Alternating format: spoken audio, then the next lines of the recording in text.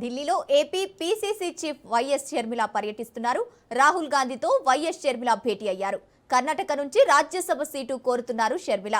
YS RTP విలీనం చేసినందుకు గాను షర్మిలకు రాజ్యసభ సీటు ఇస్తామని కాంగ్రెస్ హామీ ఇచ్చింది. దీంతో భర్త అనిల్తో కలిసి రాహుల్ గాంధీని కలిశారు.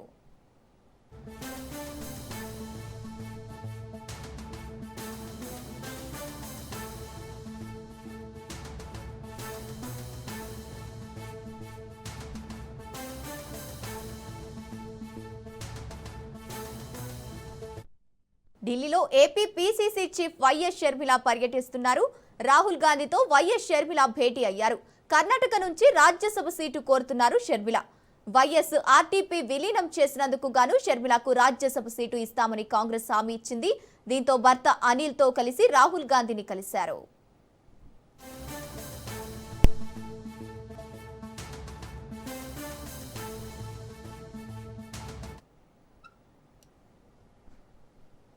రైట్, ఇక రాహుల్ గాంధీతో వైఎస్ షర్మిల భేటీకి సంబంధించి పూర్తి అప్డేట్స్ మా ప్రతినిధి రమేష్ ఫోన్ ఇన్ ద్వారా అందిస్తారు. రమేష్. గంగోత్రి ఈ రోజు ఏఐసిసి అగ్రనాయకుడు రాహుల్ గాంధీతో కాంగ్రెస్ పార్టీకి సంబంధించిన ఏపీ అధ్యక్షురాలు షర్మిల సమావేశమయ్యారు. ఈ సమావేశంలో ప్రధానంగా రాష్ట్రంలో కాంగ్రెస్ పార్టీని బలోపేతం చేయడానికి తీసుకోవాల్సినటువంటి చర్యలకు సంబంధించి ఇద్దరు భేటీలో చర్చించుకున్నట్టు తెలుస్తూ ఉంది. ప్రధానంగా ఇటీవల కాలంలో ఉపాధి హామీ పథకానికి సంబంధించిన జాబ్ కార్డు తొలగింపు విషయంలో షర్మిల పెద్ద ఎత్తున కేంద్ర ప్రభుత్వానికి వ్యతిరేకంగా రాష్ట్ర వ్యాప్తంగా కూడా పర్యటన చేశారు. ఉపాధి హామీ కూలీలతో సమావేశమయ్యి వారి సమస్యలు అడిగి తెలుసుకున్నటువంటి పరిస్థితి కూడా ఉంది.